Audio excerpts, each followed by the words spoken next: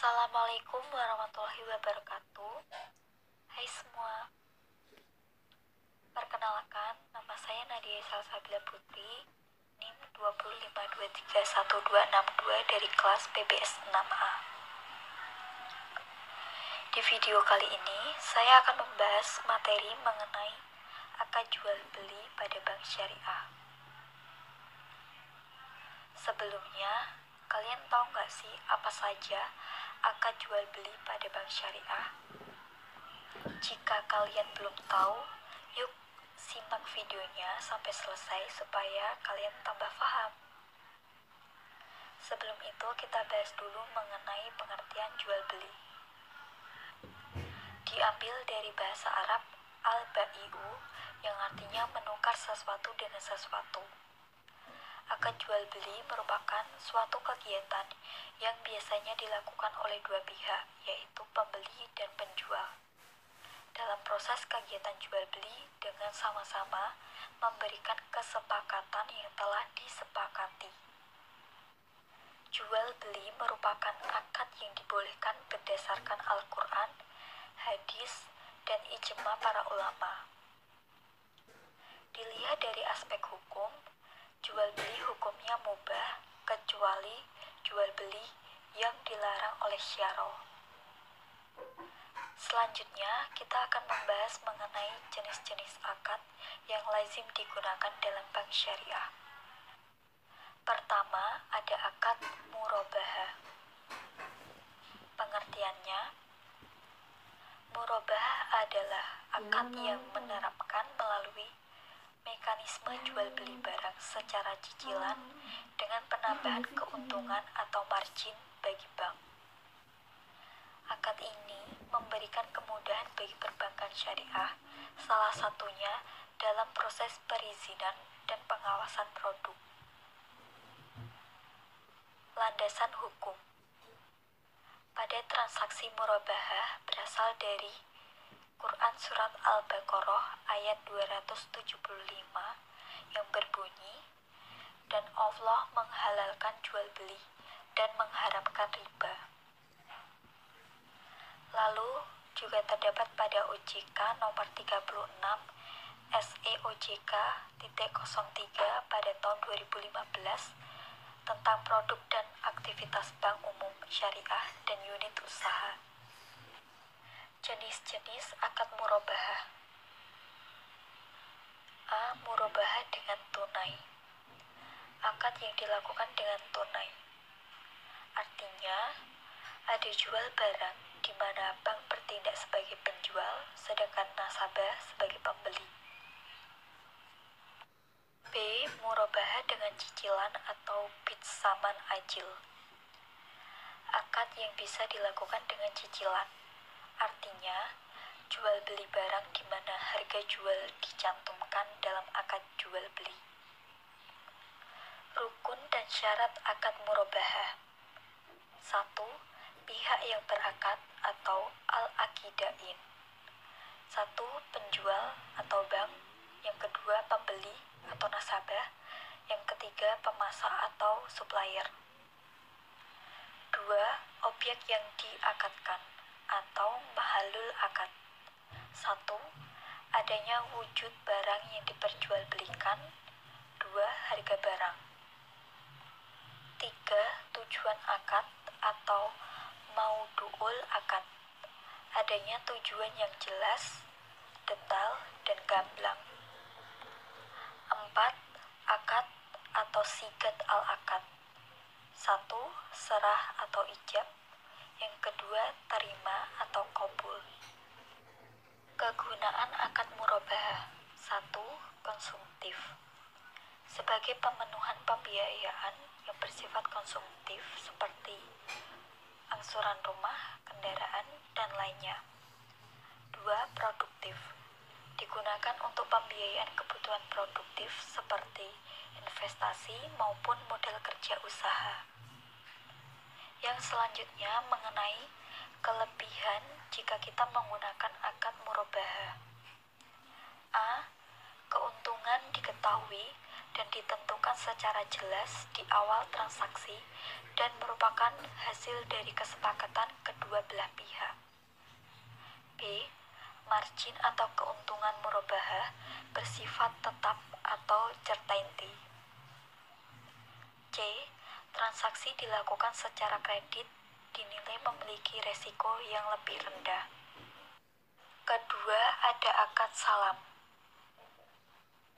Pengertiannya, akad salam adalah akad jual beli barang pesanan atau muslam fee dengan penangguhan pengiriman oleh penjual atau muslam ilaihi dan pembayaran atau pelunasannya dilakukan di awal atau segera sebelum barang pesanan diterima sesuai dengan syarat-syarat tertentu. Landasan hukum. Pada fatwa dari Dewan Syariah Nasional atau DSN MUI nomor 05 DSN MUI 4 tahun 2000 mengenai jual beli salam. Fatwa tersebut menerangkan diantaranya ketentuan mengenai barang pembayaran, penyerahan barang jika terjadi perselisihan, dan pembatalan kontrak. Jenis-jenis akad salam. 1. Akad salam.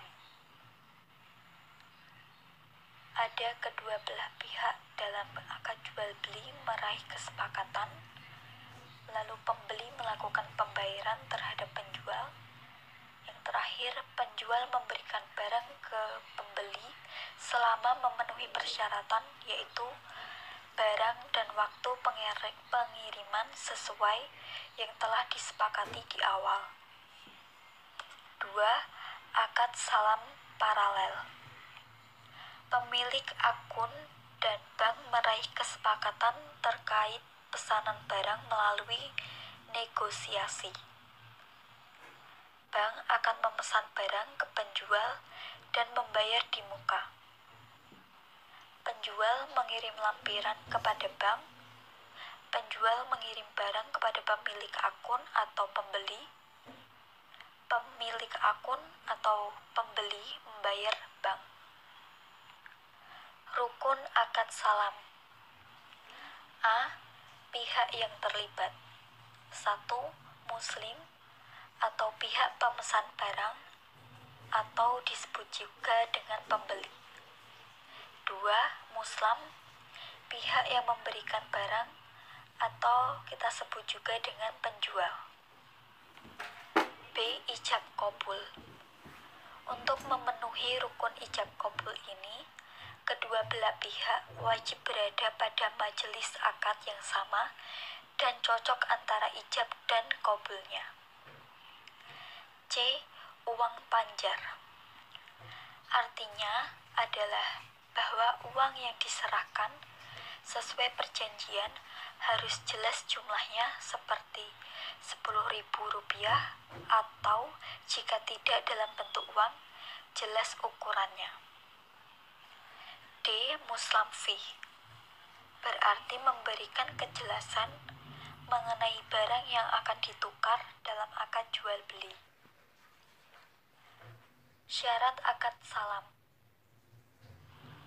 A. Melaksanakan pembayaran saat perjanjian jual beli. B. Penjual memiliki hutang berbentuk barang yang telah dibayar oleh pembeli. C. Barang akan diberikan dalam tenggang waktu sesuai dengan perjanjian. D. Menyebutkan alamat di mana barang akan diterima. E. Keterangan jelas mengenai barang, seperti ukuran, jumlah, wujud, tujuannya untuk menghindari kesalahpahaman. Ketiga, ada akad istisna. Pengertiannya, akad istisna adalah akad jual beli dalam bentuk pemesanan pembuatan barang tertentu dengan kriteria dan persyaratan tertentu yang disepakati antara pemesan, pembeli atau mustasni, dan penjual, pembuat atau sani. Landasan hukum. Fatwa DSN MUI nomor 4 tahun 2000 yang bisa dikatakan sebagai akad jual beli dalam bentuk pemesanan di mana terdapat pembuatan barang tertentu dengan kriteria yang telah disepakati antara pihak yang melakukan pemesanan. Lalu ada rukun akad istisna. A. Penjual atau sani. Tugasnya membuat atau menyiapkan pesanan sesuai dengan kriteria. Mereka berhak menerima pembayaran sesuai harga barang, baik secara tunai ataupun melalui cicilan. B. Pemesan atau mustasni. Sebagai pihak yang memberi kriteria pesanan dan melakukan pembayaran. C. Objek akad adalah barang yang dipesan. Agar transaksi dapat dilakukan, maka harus ada kejelasan. D. Ijab qabul, pernyataan dari penjual dan pemesan yang membentuk suatu akad. Selanjutnya ada syarat akad istisna. 1. Berakal dan cakap hukum. Baik penjual ataupun pemesan dalam jual beli istisna harus sehat jasmani rohani, tidak dalam pengampuan sehingga mampu melakukan perbuatan hukum. 2. Keleluasaan melakukan jual beli. Tidak boleh ada tekanan atau paksaan. Jadi, keduanya memiliki keleluasaan dalam menentukan kriteria pesanan dan negosiasi harga. 3. Kriteria objek akad. Pemesan harus memberikan kriteria rinci terkait bentuk, ukuran, warna, dan lainnya. 4. Saling ridho dan tidak mengingkari janji. Kedua belah pihak harus ridho untuk menjalankan istisna hingga selesai. Selain itu, kewajiban pembeli maupun penjual dalam akad ini adalah menepati janji sesuai dengan kesepakatan di awal. Selanjutnya akan ada contoh mengenai akad yang sudah kita pelajari. 1. Contoh akad murabahah. Baulan mengajukan permintaan pendanaan kepada Bank Syariah untuk membeli rumah di Bogor. Bank tersebut menginformasikan kepada Mbak Wulan bahwa harga asli rumah tersebut adalah 625 juta dan bank akan menjualnya sesuai dengan harga asli.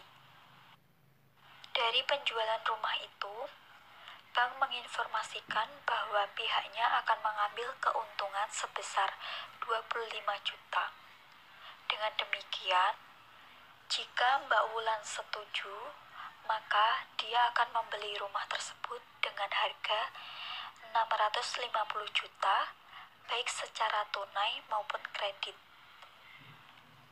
Perjanjian akad akan sah jika sudah terjadinya serah terima atau ijab qabul. 2. Contoh akad salam. Seperti pada gambar, kita akan membahas contoh seperti jual beli mangga 100 kg. Misalnya, Bu Ani memesan buah kepada penjual yang ada di pasar untuk acara seminggu ke depan. Maka dalam hal ini, saat Bu Ani dan penjual buah sudah deal untuk jual beli buah mangga 100 kg, pada saat itulah Bu Ani atau pembeli harus menyerahkan uangnya langsung atau tunai kepada penjual buah. 3. Contoh akad istisna. Seperti pada gambar, kita akan ambil contoh rumah. Apabila kita memesan rumah sesuai dengan keinginan kita, itu termasuk ke dalam akad istisna. Misalnya, Pak Tono dengan Bu Un ingin punya rumah dengan 2 kamar, desainnya minimalis, ada kolam berenang, lalu ada tamannya, dan yang lainnya. Untuk memenuhi keinginan tersebut, maka Pak Tono dan Bu Un bisa memesan rumah KPR di perbankan syariah yang menyediakan fasilitas tersebut. Oke, mungkin segitu saja untuk video pembelajarannya.